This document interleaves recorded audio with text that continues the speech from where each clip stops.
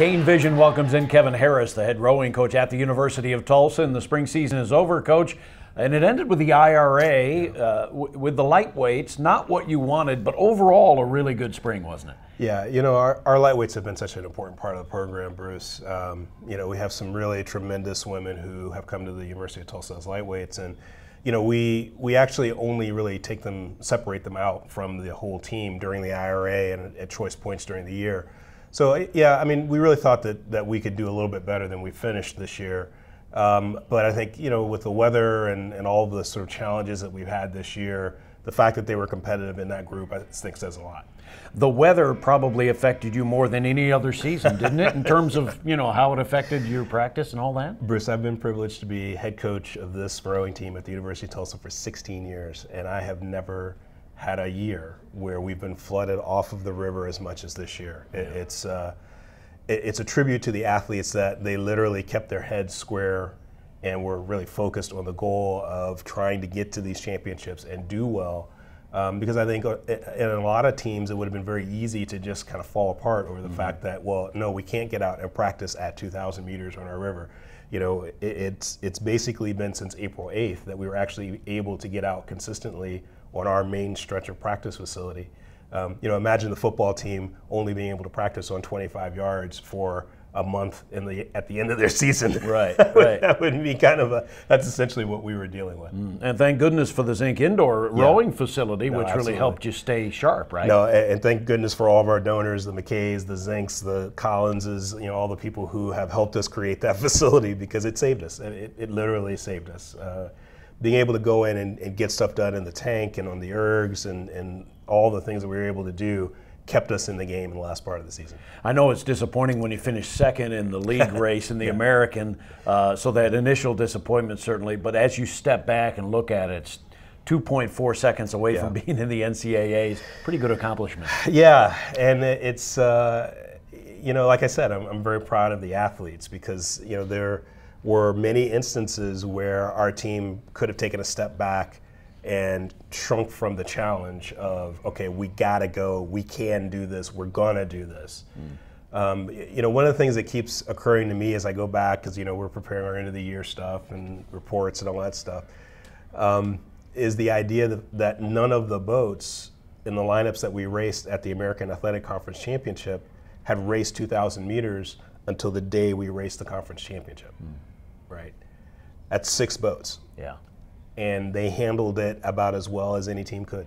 Yeah, absolutely. And so now, before we get to what you'll do in the off season, let's just talk a little bit about some of your seniors. Jennifer Casson, just a tremendous 4-year performer for you. She ends up being CR, CA, all region. Right. So, you know, you're going to miss her. Yeah, we're going to miss Jen.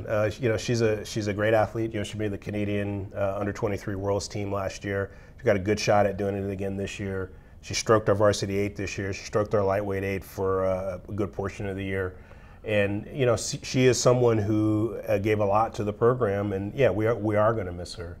And, you know, we graduated, I believe it was 9 seniors this year, 11 seniors. And they're great athletes. I mean, they've really been a part of this transformation of the program over the last 4 years. And we're going to be very sad to see them go. You know, I don't even want to try and name all of them because I'll forget somebody, but they're just great students. And, you know, on top of that, they've contributed in ways beyond athletics. I mean, when you think about the academics and the fact that we had 8 women earn academic awards from the Collegiate Rowing Coaches Association, you know, that's a 3.5 cumulative average, and you have to be in one of the top boats of the program. So and you can't be a freshman. So that's a kind of a hard deal and a big deal for us. I'm just really excited that, you know, a lot of them are going on to great futures. They've got a lot of good stuff ahead of them: graduate schools, jobs, careers that are just going to bring a lot to the world. So, you know, I think that they got a lot out of their time at Tulsa, and we're really pleased to have them as graduates. Okay, so in the off season, if you will, how do you, you know, impress upon the young ladies, stay in shape? Do they get to roll a lot in the summer? What happens? Well, you know, we're of course not allowed to coach our athletes in the summertime, NCAA rules, but, you know, we do have the ability to have open boat houses if people want to go out. But mostly, you know, I walked into the erg room yesterday and there were 4 women in there on the bikes, on the ergs, getting stuff done, and that's what you want to see. You want to know that your athletes have come off of their season and they're still excited about, look, August is coming, and that's when we get back on the water again. I got to be ready for this because 2.4 seconds isn't that much, right? But it's a lot of work to make up 2.4 seconds. And it really does start in the fall, doesn't it? In terms of it starts today. right. But you're competing in the fall. I mean, and really, you really are able to coach them up starting in the fall. Then, yeah, that's right. When we get back, we have a transitional period of about 3 weeks, and then we have a full sort of coaching period for about 2 months, and that really gets us ready for our spring time when we get into it and we're going full speed.